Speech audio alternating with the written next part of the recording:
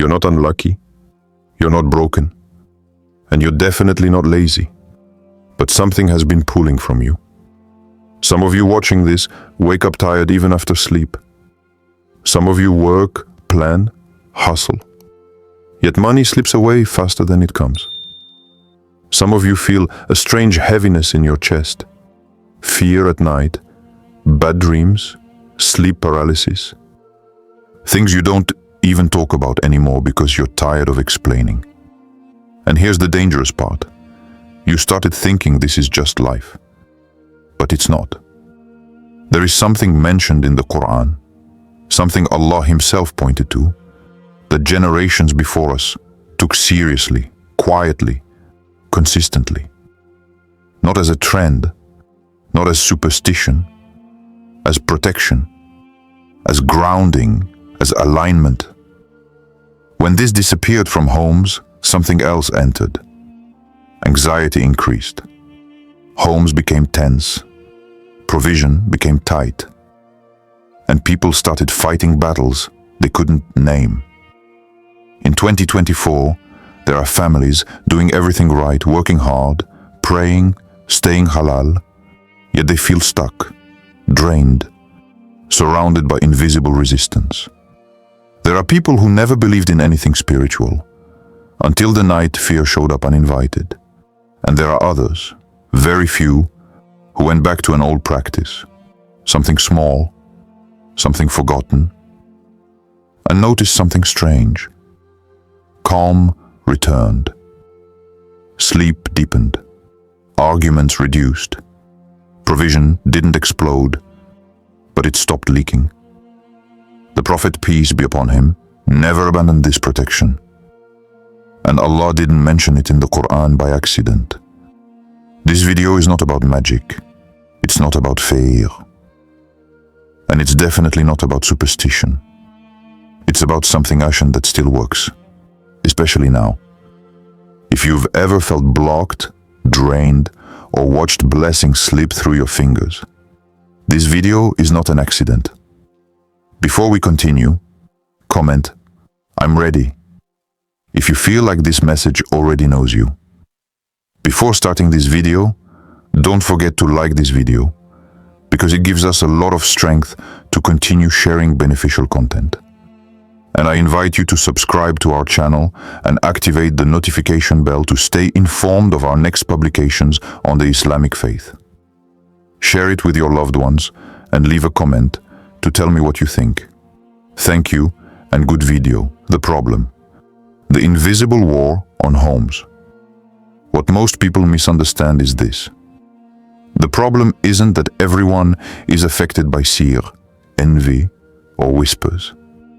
The real problem is that many people are unprotected and don't even realize it.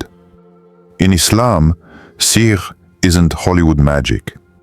It's manipulation, intention, and misuse of knowledge. It's rare, but real.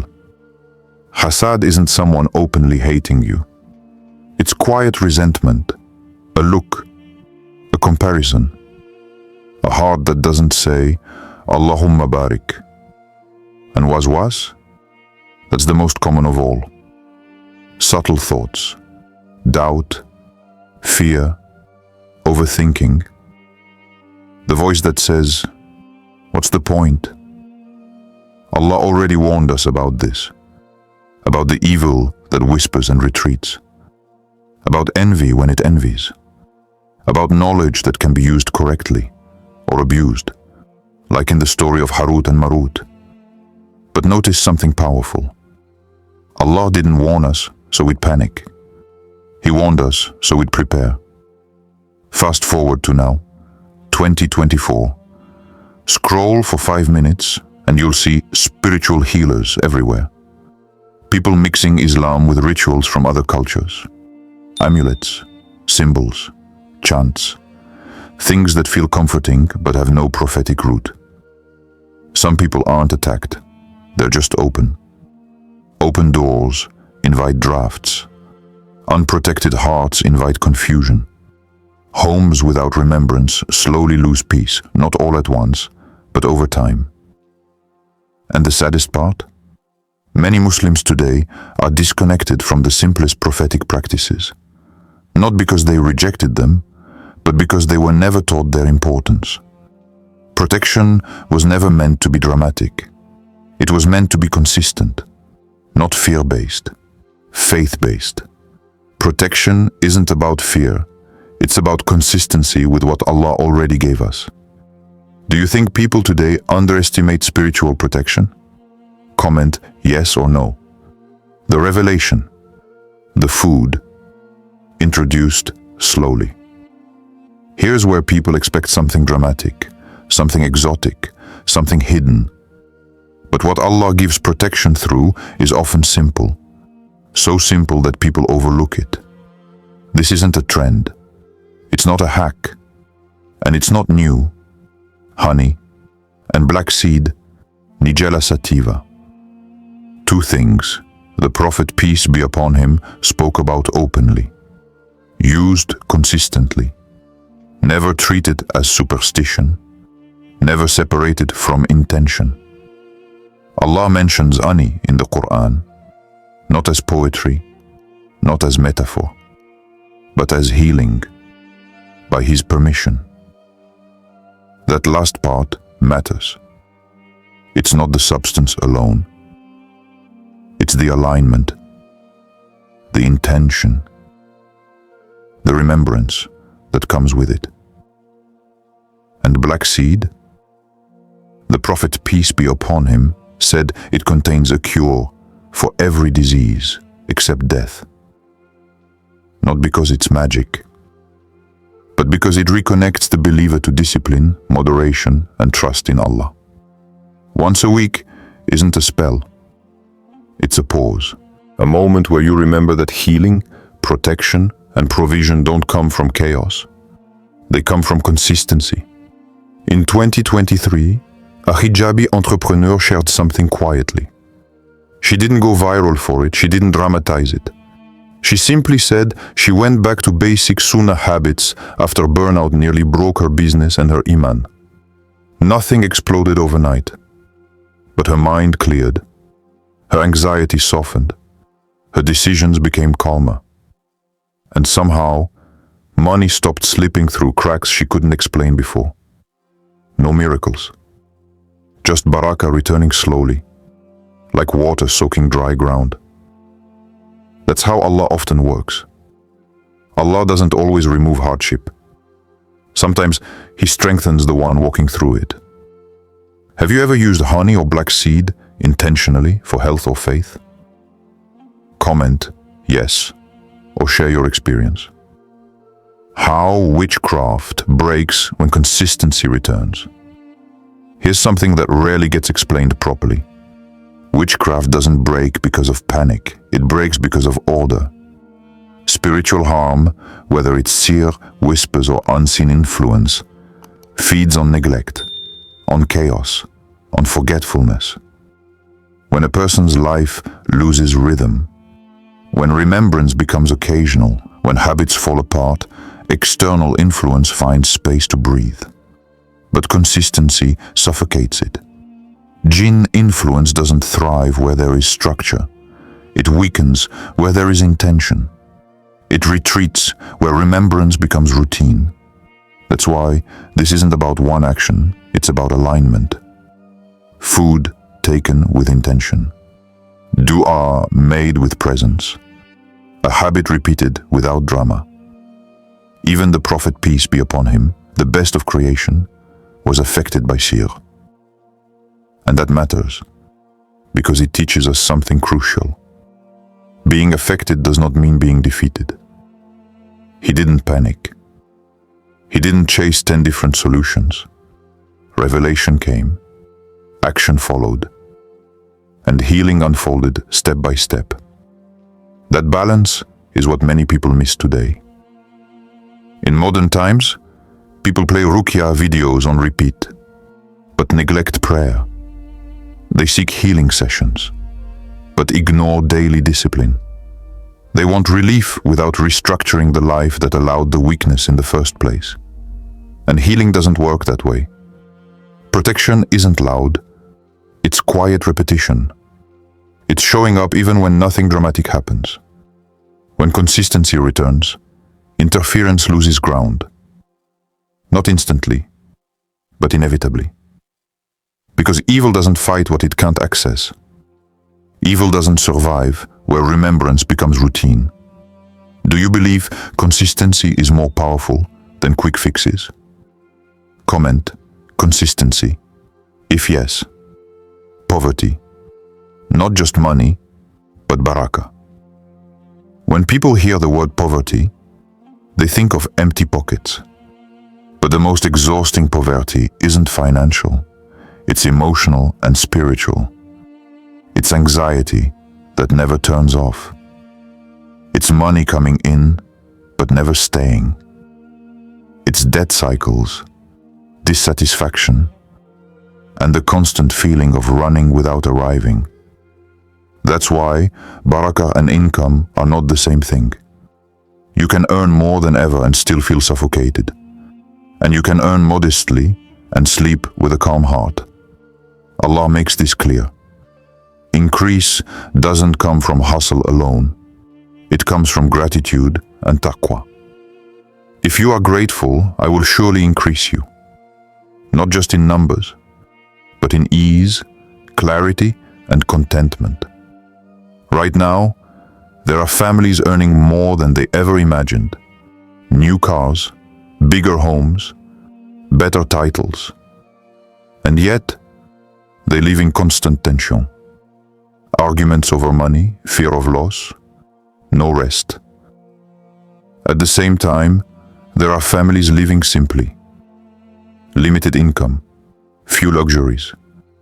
But their homes are light, their meals are peaceful, their hearts aren't constantly racing. What's the difference? Sunnah habits restore perspective. They slow the heart down. They reconnect the believer to dependence on Allah, not arrogance in effort. When people abandon remembrance, wealth becomes a test they don't know how to carry. When they return to it, even small provision feels supported. Barakah isn't loud, it's subtle. And it leaves when arrogance enters. When people believe everything came from themselves. Barakah enters when arrogance exits. Would you rather have more money or more peace? Comment, money or peace. Evil spirits. Die. What this really means. When people hear phrases like evil spirits die, they imagine dramatic battles, shadows fleeing, chaos in the unseen. That's not how it works.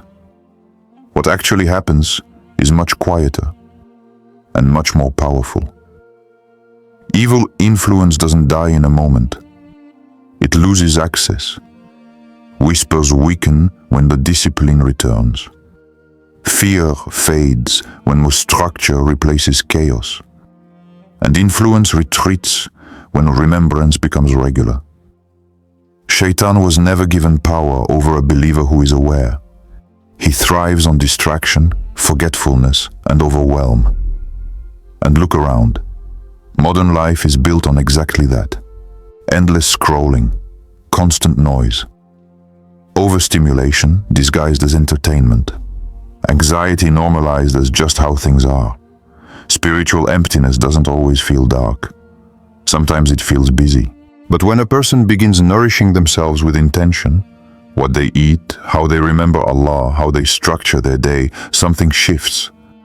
The soul becomes steadier. The mind becomes clearer, and those whispers that once felt loud start sounding weak. This isn't about fear of jinn. It's about strength of presence. Allah tells us that shaitan retreats when Allah is remembered. Not because of force, but because light leaves no room for confusion. That's why nourishment matters. What enters the body affects the heart. And what strengthens the heart guards the soul. No drama, no spectacle. Just quiet protection, rebuilding itself. When your body is nourished with intention, your soul becomes guarded. Do you feel modern life makes spiritual focus harder? Comment harder or easier. Why this matters right now, 2024 to 2026. This message would have sounded optional 10 years ago. Today, it feels urgent. The world right now is unstable, financially, emotionally, spiritually. People are anxious without knowing why. Families are overwhelmed. Mental health is discussed everywhere, yet peace feels harder to reach. At the same time, tradition has been quietly abandoned. Not rejected, but replaced. Replaced with speed, with noise, with constant distraction. And when the pressure increased, people realized something uncomfortable. The modern world doesn't know how to hold a human soul. That's why there's a return happening.